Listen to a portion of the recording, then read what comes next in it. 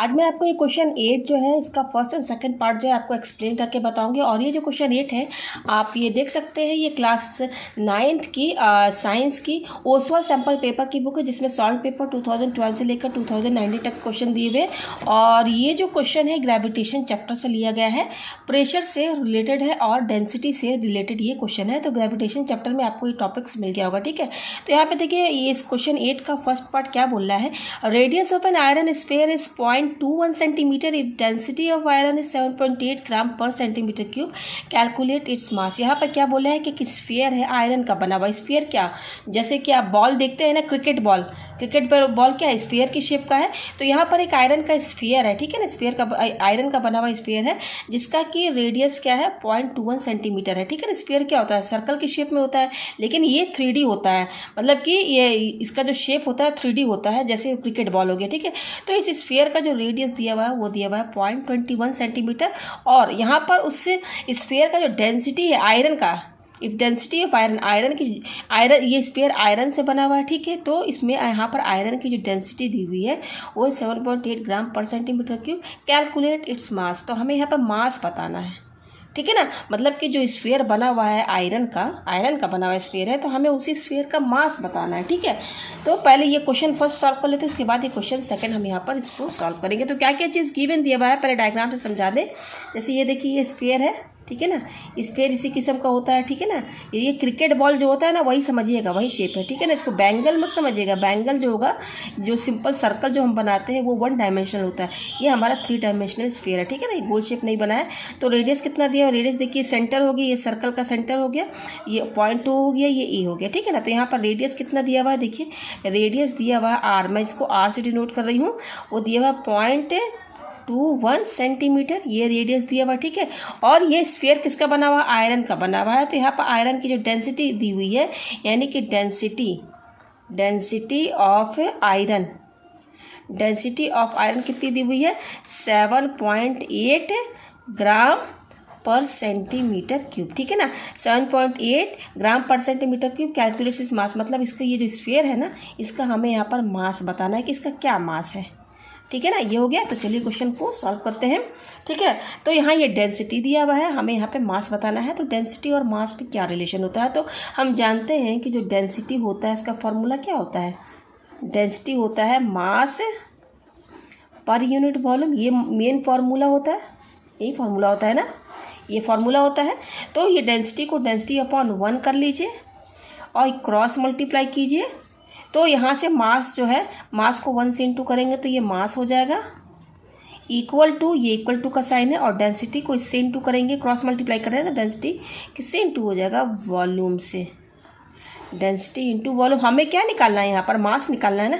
इसलिए ये जो मेन फार्मूला है density equal to mass upon volume, ये इस फार्मूले से हमने मास निकाल लिया। तो मास क्या हो जाएगा, डेंसिटी इंटू वॉल्यूम, ठीक है।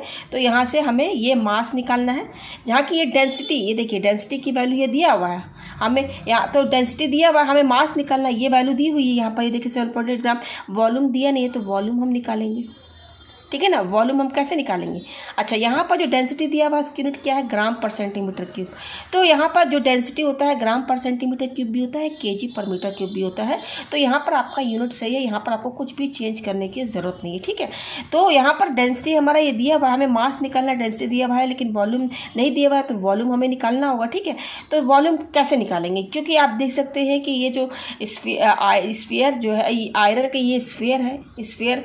तो आपने 9th में मैथ्स की बुक में पढ़ा होगा कि स्फीयर का वॉल्यूम क्या होता है, वॉल्यूम ऑफ, जैसे ये स्फीयर बना, स्फीयर है हमारा, ठीक है, आयरन का बना हुआ, तो इसका वॉल्यूम क्या होगा। तो वॉल्यूम ऑफ स्फीयर क्या होता है, किसी भी स्फीयर का वॉल्यूम का फॉर्मूला क्या होता है, वॉल्यूम ऑफ स्फीयर क्या होता है, वॉल्यूम ऑफ स्फीयर क्या होता है फॉर्मूला, 4/3 पाई r क्यूब। तो 4/3 पाई हो गया 22/7 r क्यूब, रेडियस। तो यहाँ पर रेडियस देखिए दिया हुआ है, ये स्फीयर है, इसका रेडियस दिया 0.21 सेंटीमीटर। तो यहाँ पर इसीलिए रेडियस दिया हुआ, इस रेडियस की हेल्प से हम यहाँ पर इस स्फीयर का वॉल्यूम निकाल देंगे। तो यहाँ पे वॉल्यूम ऑफ स्फीयर आ जाएगा, तो ये जो वॉल्यूम आएगा यहाँ पर पुट कर देंगे, और डेंसिटी ये दिया हुआ है, तो डेंसिटी का वैल्यू ये दिया हुआ, फिर वॉल्यूम हम यहाँ से अभी इसको कैलकुलेट करके यहाँ रख देंगे, तो डेंसिटी इंटू वॉल्यूम हमारा क्या आ जाएगा, मास आ जाएगा। तो यहाँ पर हम पहले क्या निकालेंगे, वॉल्यूम निकालेंगे। तो यहाँ पर रेडियस ऑलरेडी दिया हुआ है, ठीक है ना। तो वॉल्यूम क्या होता है 4/3 पाई आर क्यूब। तो चलिए कैलकुलेट करते हैं। तो 4/3 इंटू ये देखिए पाई की वैल्यू क्या होती है 22/7 इंटू आर क्यूब। रेडियस कितना दिया हुआ देखिए ये 0.21। अभी देखिए होल क्यूब लगा है, तो यहाँ पर ऐसे क्यूब लगा दीजिए। ये हो गया। रेडियस देखिए सेंटीमीटर में दिया हुआ है, तो यहाँ पर वॉल्यूम की यूनिट क्या होती है, वॉल्यूम की यूनिट होती है या तो मीटर क्यूब या तो सेंटीमीटर क्यूब। तो यहाँ पर यूनिट क्या होगी, सेंटीमीटर क्यूब, क्योंकि रेडियस सेंटीमीटर में दिया हुआ है। तो ये वॉल्यूम का यूनिट हो गया। वॉल्यूम का यूनिट यहाँ पर हम लगाएंगे, ठीक है। तो अब इसको चलिए कैलकुलेट करते हैं। तो देखिए ये क्या हो जाएगा 4/3 इंटू 22/7 इंटू, अब देखिए 0.21 है, तो यहाँ ब्रैकेट के अंदर ध्यान दीजिएगा, इसका पॉइंट अगर हटा के लिखें तो क्या होगा 21/100 होगा। सिंपली लिख सकते हैं ना 21/100, ये हो गया। और फिर यहाँ पर होल क्यूब, और ये क्या हो गया यूनिट सेंटीमीटर क्यूब, ठीक है। तो ये हो जाएगा 4/3 इंटू 22/7 इंटू, अब देखिए यहाँ पर क्यूब लगा है, तो इसका मतलब ये है कि हम इसको 3 बार लिखेंगे, 3 ही बार लिखेंगे, यही ना मतलब है। ये हो गया, लिख दिया। और ये हो गया सेंटीमीटर क्यूब। अब देखिए क्या क्या कट सकता है, 7 3 जा 21, और ये 3 और ये 3 कैंसिल, ठीक है। तो क्या क्या बच रहा है 4 इंटू 22 पर क्या बचा है 4 इंटू 22 इंटू, और क्या बच रहा है 21, 4 इंटू 22 21 इंटू 21, ठीक है ना। 4 इंटू 22 और 21 इंटू 21 अपॉन नीचे क्या बच रहा है 100 इंटू 100, ठीक है ना, सेंटीमीटर क्यूब। अब यहाँ पर देखिए 4 है, 22 है, नीचे 100 है। तो यहाँ पर आप देख सकते हैं कि 2 से तो ये कट ही सकता है इजीली, 2 से तो कट सकता है ना भाई। ये 100 है, 22 है, यहाँ 4 है, 100 है, तो ये 2 से ऊपर नीचे कट सकता है। लेकिन हम यहाँ पर नहीं काटेंगे, इसलिए नहीं काटेंगे, इसको हम डायरेक्ट लिख देंगे। डायरेक्ट लिख देंगे तो नीचे जितना भी है ना 100 इंटू 100, नीचे क्या रहेगा हमारा जो भी रहेगा डिनोमीटर में वो 1 और 0 के टर्म में रहेगा। तो यहाँ पर जब हम इसको डेंसिटी से वॉल्यूम करेंगे, डेंसिटी से इंटू करेंगे, तो डेंसिटी हमारा पॉइंट में है, तो ईजिली यहाँ पर हमें पॉइंट लगाना आसान हो जाएगा। पॉइंट में लिखना, क्योंकि नीचे सब 1 और 0 में है, तो आंसर में ना हमारा पॉइंट में लगाना आसान हो जाएगा, ठीक है ना। 0 रहेगा तो क्या मतलब जितना 0 उतना पॉइंट लगा दीजिए। इसलिए यहाँ पर हम क्या करेंगे, इसको ऐसे ही रहने देंगे, यहाँ पर हम काटेंगे नहीं इसको, ठीक है ना। ये ऐसे ही रहेगा। तो ये हमारा क्या हो गया, ये हम वॉल्यूम निकाले थे, तो यहाँ पे मैं सीधे वॉल्यूम में लिख देती हूँ, ठीक है ना। चाहे आप वॉल्यूम ऑफ स्फीयर लिखिए, चाहे वॉल्यूम लिखिए। तो ये वॉल्यूम आ गया यहाँ पर हमारा, ये इसको भी हम सॉल्व इतना ही रहने देंगे, ठीक है। अब हमें क्या निकलना, हमें क्वेश्चन में मास निकलना है, तो अब मास निकाल लेते हैं। तो मास क्या है यहाँ पर, मास है हमारा यहाँ पर डेंसिटी इंटू वॉल्यूम, ये है, ठीक है। तो डेंसिटी कितना दिया हुआ देखिए 7.8 ग्राम पर सेंटीमीटर क्यूब। तो यहाँ पर यूनिट लिखने की जरूरत नहीं है, 7.8 ही लिखिए फिलहाल, ठीक है। 7.8 या तो फिर लिख सकते हैं ग्राम, क्या है ग्राम पर सेंटीमीटर क्यूब है। तो ग्राम पर मतलब क्या होता है डिवाइड, पर मीन्स ये इसका मतलब क्या होता है अपॉन में ना, डिवाइड में, यानी कि ऐसे लिख सकते हैं ग्राम पर सेंटीमीटर क्यूब। हो गया, ग्राम पर सेंटीमीटर क्यूब को मैंने ऐसे लिख दिया, यूनिट के साथ में लिख रही हूँ। फिर इंटू ये डेंसिटी हो गया, इंटू वॉल्यूम कितना है देखिए ये है, तो ये पूरा वॉल्यूम की वैल्यू लिखिए। वॉल्यूम देखिए इतना है, तो यहाँ पे लिखना पड़ेगा, ठीक है। तो 4 into 22 into 21 into 21 upon 100 into 100 into 100, और यहाँ पर क्या है सेंटीमीटर क्यूब। तो देखिए ये ऊपर है, ये नीचे है, सेंटीमीटर क्यूब कैंसिल हो गया। तो मास तो या तो ग्राम में आएगा तो केजी में आएगा, तो यहाँ पर जो भी हमारा मास का आंसर आएगा वो ग्राम में आएगा, ठीक है।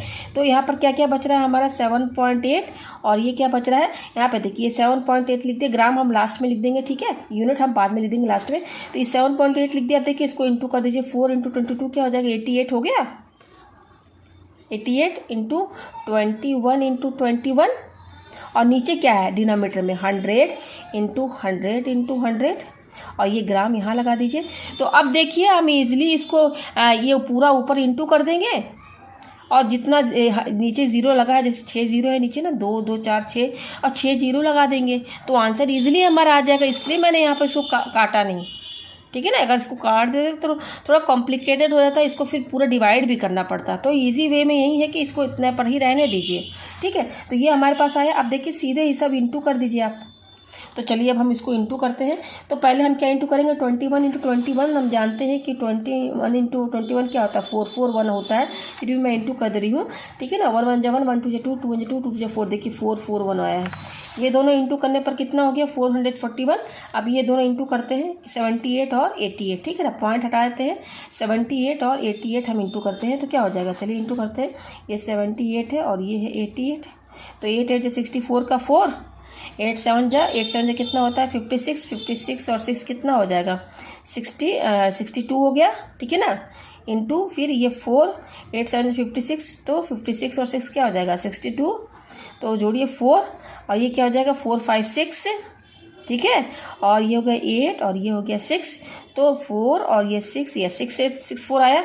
ये दोनों इंटू किया, ये दोनों तो कितना आया, 6 8 6 4। अब देखिए यहाँ पर ये दोनों इंटू किया, पॉइंट लगाना होगा तो एक के बाद पॉइंट, तो यहाँ लगा दीजिए ऐसे इंटू, और ये दोनों इंटू करिए तो कितना आया, 441 आया। ये दोनों इंटू करने पर अपॉन नीचे क्या, 100 इंटू 100 इंटू 100 जी ग्राम।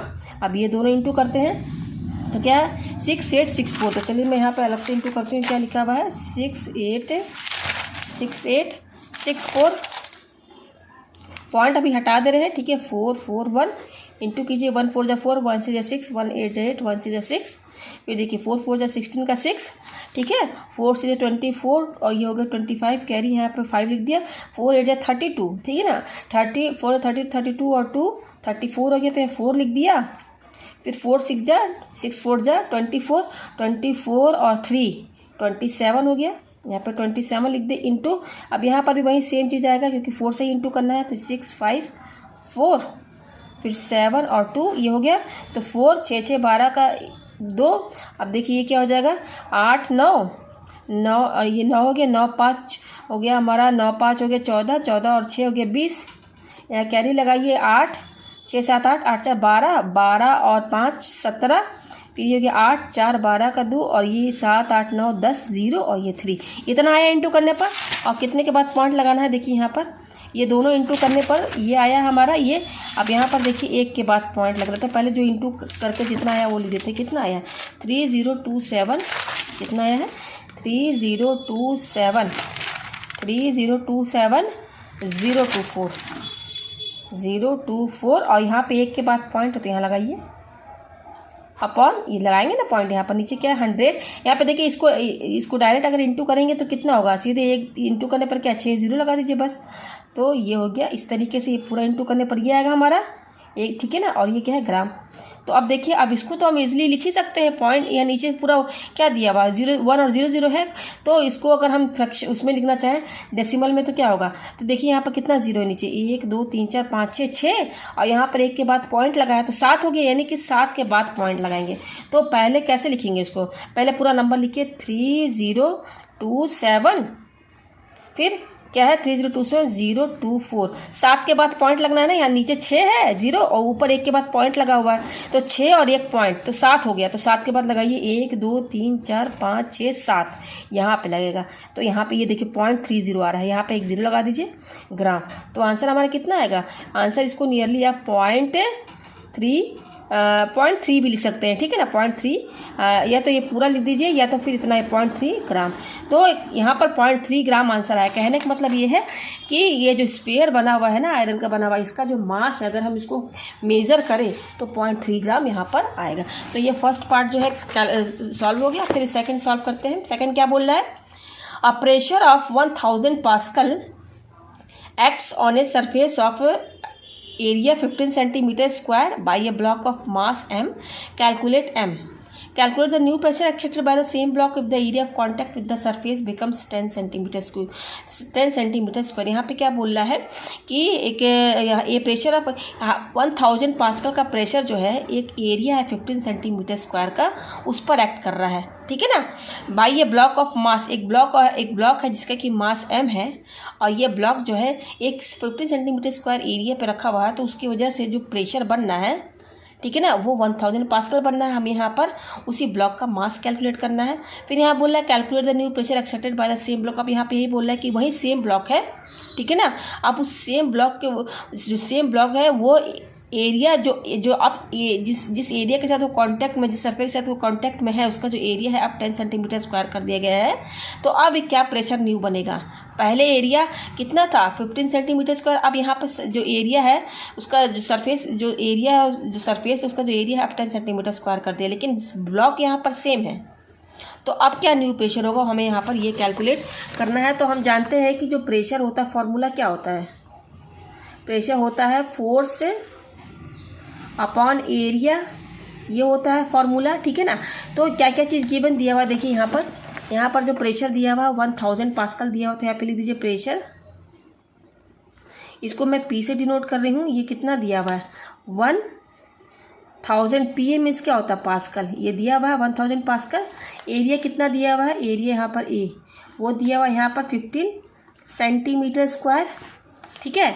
तो यहाँ पर एक चीज़ ध्यान दीजिएगा, फोर्स जो है तो वो तो न्यूटन में ही रहता है, एरिया आपका मीटर स्क्वायर में होना चाहिए, ये कंपलसरी है। एरिया अगर सेंटीमीटर स्क्वायर में है तो आपको उसको मीटर स्क्वायर में कन्वर्ट करना होगा, तभी प्रेशर हमारा निकलेगा, ठीक है। तो एरिया 15 सेंटीमीटर स्क्वायर दिया हुआ। अच्छा, जो ब्लॉक है उस ब्लॉक का जो मास है वो मास जो दिया हुआ है वो एम दिया हुआ है। तो हमें यहाँ पर एम कैलकुलेट करना है, ठीक है ना। जिस ब्लॉक की वजह से प्रेशर एक्सर्ट हो रहा है उस ब्लॉक का हमें मास यहाँ पर कैलकुलेट करना है। तो प्रेशर ये दिया हुआ 1000 पास्कल और एरिया इतना दिया हुआ, ठीक है। तो फॉर्मूला क्या होता है, P इक्वल टू फोर्स को ऐसे डिनोट कर रहे हैं, एरिया को ए से, ठीक है। तो P दिया हुआ है और ए भी दिया हुआ है, तो हमें तो यहाँ पे मास निकालना है, लेकिन यहाँ पर तो फोर्स दिया हुआ है। तो फोर्स का फॉर्मूला एक हम और जानते हैं, वो क्या होता है, M×G होता है। ये भी तो एक फार्मूला है ना भाई। फोर्स को आपको उसके फॉर्मूले में चेंज करना होगा जिसमें मास आता हो। तो फोर्स का एक और फार्मूला होता है M×G, इसको वेट भी बोला जाता है। दोनों का यूनिट क्या होता है, इसको भी न्यूटन से डिनोट, इसका भी यूनिट न्यूटन होता है, ये भी न्यूटन में ही होता है। तो यहाँ पर ये जो फोर्स है ना, इसको हम mg के टर्म में चेंज कर देंगे। तो P इक्वल टू यहाँ पे इस फोर्स की जगह क्या लिखेंगे, M×G ये लिखेंगे अपॉन एरिया, ये हो गया। हमें पहले क्या निकाला, इस क्वेश्चन में दो चीज़ कैलकुलेट करना है। पहले तो हमें मास बताना है, तो पहले तो हम ब्लॉक का मास निकाल ले रहे हैं, ठीक है, यही इसी मेन फॉर्मूले से। बस यहाँ पर F की जगह हम M×G रखेंगे, ठीक है। तो ये हमारे पास आ गया, फोर्स की जगह हमने M×G रख दिया। अब इसको P/1 कर लीजिए। अब यहाँ से क्रॉस मल्टीप्लाई कीजिए, तो क्रॉस मल्टीप्लाई करेंगे तो M×G किससे इंटू होगा, 1 से, ये M×G 1 से इंटू होगा। अब P जो है A से इंटू होगा। तो यहाँ से M निकाल लीजिए मास, तो ये क्या हो जाएगा P×A, और ये G जो है इसके डिवाइड में चला जाएगा, तो हमारा यहाँ पर मास आ जाएगा, ठीक है। तो अब देखिए प्रेशर दिया हुआ है 1000 पास्कल, एरिया भी दिया हुआ है ये। G यहाँ पर हम क्या लेकर चलेंगे, G यहाँ पर हम 10 मीटर पर सेकंड स्क्वायर लेकर चलेंगे। यहाँ पर G की वैल्यू हम ये लेकर, या 9.8 लीजिए चाहे 10 लीजिए, ठीक है, कोई भी आप दोनों में से ले लीजिए, दोनों से सही माना जाएगा, ठीक है। मैं यहाँ पर 10 लेके चली ताकि कैलकुलेशन थोड़ा इजी हो। अब मैंने आपको बता दिया कि एरिया जो है मीटर स्क्वायर में होना चाहिए, लेकिन यहाँ पर एरिया सेंटीमीटर स्क्वायर में दिया है, तो पहले इसको चेंज करना होगा मीटर स्क्वायर में। एरिया कितना दिया, 15 सेंटीमीटर स्क्वायर, तो इसको आपको मीटर स्क्वायर में कन्वर्ट करना है। तो कैसे करेंगे, 1 सेंटीमीटर स्क्वायर जो होता है वो होता है 10⁻⁻4 मीटर स्क्वायर। ये फॉर्मूला है सेंटीमीटर स्क्वायर से मीटर स्क्वायर में कन्वर्ट करने के लिए, ये यूनिट फैक्टर है। 1 सेंटीमीटर स्क्वायर जो होता है 10⁻⁻4 मीटर स्क्वायर के बराबर होता है। तो यहाँ 1 सेंटीमीटर स्क्वायर इतने मीटर स्क्वायर के बराबर है, तो 15 सेंटीमीटर स्क्वायर कितने मीटर स्क्वायर के बराबर होगा। तो इस 15 में जस्ट आप ये इंटू कर दीजिए, 10⁻⁻4 इंटू कर देंगे तो ये मीटर स्क्वायर में कन्वर्ट हो गया। तो ये हमारा एरिया कन्वर्ट हो गया मीटर स्क्वायर में। अब यहाँ पर रख दीजिए इसमें, ये मेन फॉर्मूले में हमें यह M निकालना है ना, तो M equal to P×A, P कितना दिया 1000, तो 1000 लिखिए, इंटू A कितना है, देखिए ये है 15 इंटू ये क्या है 10⁻⁻4, ये A हो गया, अपॉन ये क्या है acceleration due to gravity. G हमारा कितना है, G हमारा 10 है। तो मास यहाँ पर क्या आएगा हमारा, kg में आएगा। मास किस में आएगा हमारा, यहाँ पर kg में आएगा। तो अब इसको चलिए सॉल्व करते हैं हम लोग। तो M इक्वल टू, अब देखिए ये क्या हो जाएगा, ये 1000 है, ठीक है। तो या फिर ऐसा कीजिए, ये 1000 है, इसको हम कैसे लिख सकते हैं, 10⁻3 लिख सकते हैं इसको। 10⁻3 हो गया, इंटू ये क्या है 15, इंटू ये क्या है 10⁻⁻4, और ये देखिए क्या, या फिर ऐसा कीजिए, इसको और इजी कैलकुलेट करना है, तो ये 0 कैंसिल हो गया, सीधा है, ये 0 कैंसिल। ये 100 है, तो 100 को हम 10⁻2 लिख सकते हैं, इसको 100 को, इंटू ये 15 है, और ये क्या है 10⁻⁻4 है, ये kg है। तो मास कितना हो जाएगा, ये 15 ऐसे ही रहने दीजिए इंटू, अब देखिए ये 10 का पावर 2 है, ये 10 का पावर -4 है, इन दोनों पे केवल ध्यान दीजिए बेस सेम है तो पावर क्या होते हैं, ऐड हो जाते हैं। तो ऐड कैसे करेंगे यहाँ पर, ये पावर लिख दीजिए -4 और ये इसका पावर है +2, दोनों ये पावर ऐड कर दीजिए। तो पहले -4 लिख दिया फिर +2 kg, ये हो गया। ये क्या हो जाएगा 15 इंटू 10 का पावर, अब देखिए यहाँ पर माइनस प्लस माइनस, तो 4 में से 2 गया, क्या बचा -2 बचा, यही बचेगा ना, विथ माइनस साइन kg, ये हो गया। तो m = कितना हो गया 15 इंटू 10 का पावर -2, तो 10 का पावर -2 है, ये देखिए इसका पावर क्या है, निगेटिव है, इसका पावर क्या है, निगेटिव है। 10 का पावर -2, देखिए पावर क्या है, निगेटिव है, तो ये न्यूमरेटर में ऊपर में है तो इसका पावर पॉजिटिव कैसे होगा, तो ये 10 का पावर -2 है ना, इसको आप नीचे कर दीजिए तो पावर पॉजिटिव हो जाएगा, ठीक है ना। पावर निगेटिव है, पॉजिटिव करना तो जस्ट इसको डिनोमिनेटर में कर दीजिए, kg हो गया। और क्या हो जाएगा 15/100 kg। तो अब देखिए इसको हम, ये नीचे 100 है तो पॉइंट में क्या हो जाएगा, 0.15 हो जाएगा, 0.15 kg। तो यहाँ पर हमारा मास कितना आया, 0.15 kg, ठीक है। ये हमारा आंसर आ गया यहाँ पर। तो हमारा यहाँ पर कैलकुलेट m निकालना था, हमने निकाल लिया, कितना है 0.15 kg है। अब यहाँ पर क्या बता रहा है, अब हमें न्यू प्रेशर बताना है। अब वहाँ पर ब्लॉक हमारा सेम है, लेकिन जो ब्लॉक जो है इस the area of contact with the surface के साथ जो इसका जो अब यहाँ पर जो एरिया लिया गया है जिसके साथ इस ब्लॉक का कॉन्टैक्ट बन रहा है उसका एरिया आप 10 सेंटीमीटर² कर दिया गया है, ठीक है ना। तो यहाँ पर ब्लॉक वही सेम है, सेम ब्लॉक यानी कि मास वही रहेगा, सेम ही रहेगा, ठीक है। बस एरिया चेंज हुआ तो हमें प्रेशर ही निकालना, तो फॉर्मूला तो हमारा यही लगेगा, ठीक है ना। मैंने आपको बता दिया कि फोर्स जो है यहाँ पर हम इसको m × g लिख सकते हैं, ये भी मैंने बता दिया है, अपॉन a, ठीक है ना। तो हमें यहाँ पर क्या निकालना, P = m × g/a, हमें न्यू प्रेशर निकालना है। न्यू प्रेशर कैसे, एरिया यहाँ पर प्रेशर कैसे चेंज हुआ, क्योंकि यहाँ पर एरिया अब क्या बदल दिया गया, वो क्या है 10 सेंटीमीटर²। मास वही रहेगा, मास अभी हमने ब्लॉक का किया, सेम ब्लॉक है, कितना आया 0.15 kg आया है। तो ये मास दिया हुआ है और जी कितना दिया हुआ है 10 मीटर/सेकंड², ये दिया हुआ है सब। एरिया भी दिया हुआ है, एरिया बस चेंज कर दिया गया है, तो यहाँ पर इसमें रख देंगे तो हमारा प्रेशर आ जाएगा, न्यू प्रेशर। तो यहाँ पर मैंने बता दिया कि एरिया आपका मीटर² में होना चाहिए, तो मीटर² में कैसे होगा, जस्ट 10 में आप 10 का पावर -4 इंटू कर दीजिए तो मीटर² में हो जाएगा। तो अब यहाँ पर सब है वैल्यू पर रख देते हैं। तो P = m कितना दिया हुआ 0.15 ये इंटू जी कितना दिया हुआ 10 है हमारा, m ये इतना है 0.15, g 10 है, अपॉन a, एरिया कितना है ये देखिए 10 इंटू 10 का पावर -4, और एरिया प्रेशर की यूनिट क्या होती है, पास्कल, PA लिख दिया पास्कल, ठीक है ना, पास्कल। ये प्रेशर है, थोड़ा बड़ा लिखिए इसको, प्रेशर, और यूनिट क्या है पास्कल। तो अब इसको सॉल्व कीजिए, ये 0.15 हो गया, तो 0.15 इंटू ये क्या है 10 है, ठीक है। अब ये देखिए ये सब लिख दीजिए, ये 0.15 इंटू 10 लिख दिया, ये नीचे वाला भी 10 लिख दिया। अब इस पर ध्यान दीजिए, इसको ये जितना था मैंने लिख दिया। अब ये जो 10 का पावर -4 है देखिए नीचे में है, डिनोमिनेटर में है, लेकिन इसका पावर क्या है, निगेटिव में है। तो पावर निगेटिव है तो क्या इसका पावर पॉजिटिव कैसे होगा, जस्ट इसको पूरा टर्म को उठा के आप न्यूमरेटर में कर देंगे तो पावर जो है पॉजिटिव हो जाएगा, ठीक है। ये हो गया पास्कल, ठीक है, पास्कल यूनिट है प्रेशर की, ठीक है। तो ये हो जाएगा 0.15 इंटू, अब ये 10 कैंसिल, तो क्या बचा 10 का पावर 4 पास्कल, ये बच रहा है, ठीक है। तो यहाँ पर 0.15 इंटू 10 का पावर 4 का मतलब क्या है 4 0, यही मतलब है ना। 0.15 इंटू 10 का पावर 4 का मतलब क्या है 4 0 लगा के लिख दीजिए यहाँ पर, ठीक है। और ये पास्कल, ठीक है। तो पहले ये पूरा इंटू कर देते हैं, तो इंटू करेंगे तो क्या आएगा 15 और कितना 0, 1 2 3 4, ये हो गया, ठीक है, पास्कल। अब यहाँ पर तो पहले मैंने इंटू करके लिखा, पॉइंट भी लगाना है तो पॉइंट देखिए 2 के बाद है, तो 2 के बाद यहाँ लगा दीजिए। तो कितना आया ये हमारे पास 1500 पास्कल। तो ये हमारा न्यू प्रेशर आया है, ठीक है ना। यही हमें निकालना था, पहले मास निकालना था फिर उसके बाद न्यू प्रेशर। तो ये दो, इसी क्वेश्चन में 2 पार्ट थे, तो दोनों यहाँ पर मैंने कैलकुलेट करके दिखा दिया है। उम्मीद है आपको ये क्वेश्चन अच्छे से समझ में आ गया।